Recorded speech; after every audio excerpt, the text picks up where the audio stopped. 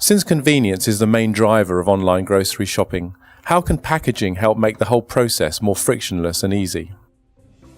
Packaging plays a very vital role in making it frictionless for the consumer. The biggest difference compared to the traditional retail is that in the online, the actual first moment of truth happens when the consumer receives the product at home.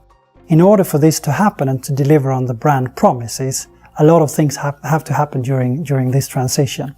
First of all, the product needs to fulfill basic requirements. It needs to be robust enough to survive the transition from production to the consumer.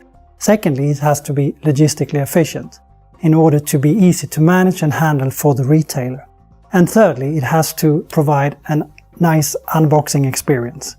This is when the consumer receives it, this is the first moment of truth, and that's the moment when you actually deliver on all the brand promises. We as Tetra Pak, we are looking at all these different aspects of the value chain, and we're looking at different ideas and solutions that we are currently discussing with the industry, with retailers and with customers, because we believe strongly that there is no manual for e-commerce ready packaging. It's something we have to build together.